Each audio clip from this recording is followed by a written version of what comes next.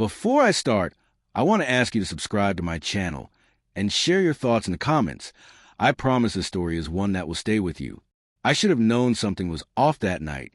It was a company holiday party, one of those events that are supposed to be fun, filled with laughter, drinks, and casual conversation.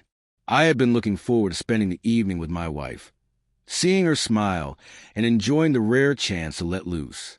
But what actually happened shattered more than just my plans. It shattered the trust one thought we had. It started before we even arrived. She seemed distracted, scrolling on her phone with a half smile that didn't reach her eyes. When I asked what she was looking at, she waved me off, saying, "Just work stuff. Don't worry about it." That should have been my first warning. Once we got there, I tried to relax, mingling with colleagues while keeping an eye on her. At first, she seemed fine, chatting casually with a few familiar faces. But then I noticed it. The way she laughed a little too loud at something her manager said, the way she leaned closer than necessary, her hand brushing his arm. I shook my head and told myself I was imagining things. Maybe I was overthinking. Maybe it really was harmless. But the feeling in my gut wouldn't go away. It's subtle at first. Missed calls from her when I knew she was supposed to be with me. Messages that she quickly hid when I walked by. Excuses about extra work or checking on things. I wanted to trust her, but the unease was gnawing at me. Then it happened. We were standing near the refreshment table when her manager came up, joking about something that had happened in the office. She laughed, genuinely at first, but then she let him guide her hand playfully across his shoulder. I froze. I could feel my stomach drop, my chest tightening like a vice. Her laugh, light, carefree, almost flirty, rang in my ears. She was laughing as if I didn't exist. My own wife, right in front of me, letting him touch her in ways that weren't innocent.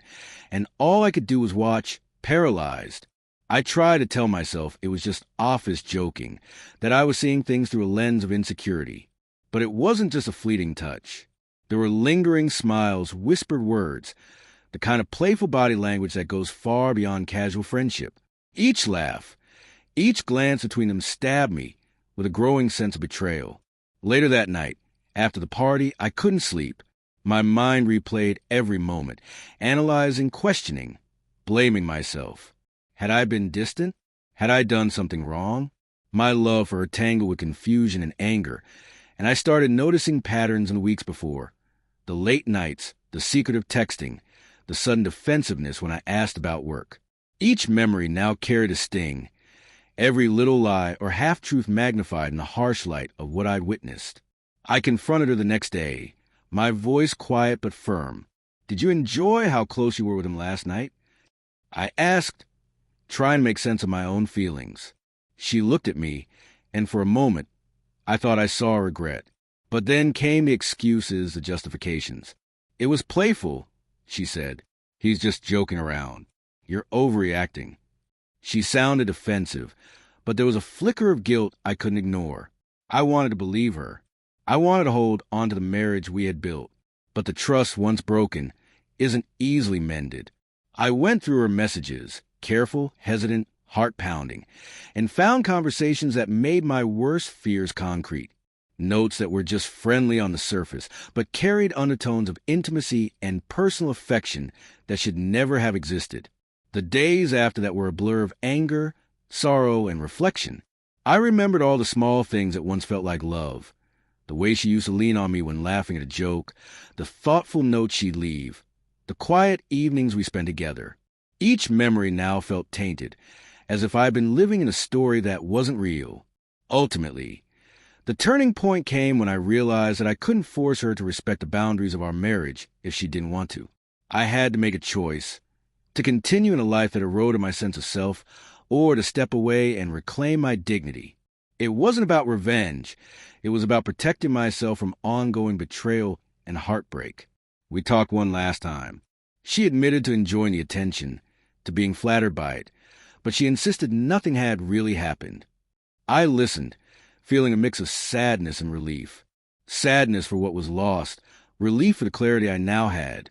I knew that love alone couldn't fix what had been broken. Walking away was the hardest decision I've ever made. The quiet apartment, the absence of her laugh, the stillness where life had once felt full. It all weighed on me. But over time, I began to feel a sense of peace. Trust, once shattered, cannot be rebuilt overnight, but self-respect, once reclaimed, can be a foundation for moving forward. Now, I've started rebuilding my life, focusing on the parts of myself I had neglected, my passions, my friendships, my own happiness. And while the memory of that night will always linger, it no longer has power over me. I've learned that betrayal doesn't define my worth, and heartbreak, though excruciating, can teach resilience. If you've ever felt this kind of pain, know that you can survive it. You can reclaim your life and your dignity. And sometimes, the hardest endings lead to the strongest beginnings. So before you go, please subscribe to my channel and share your thoughts in the comments. Have you ever experienced betrayal in a relationship? How did you handle it? Your story might help someone else realize they are not alone.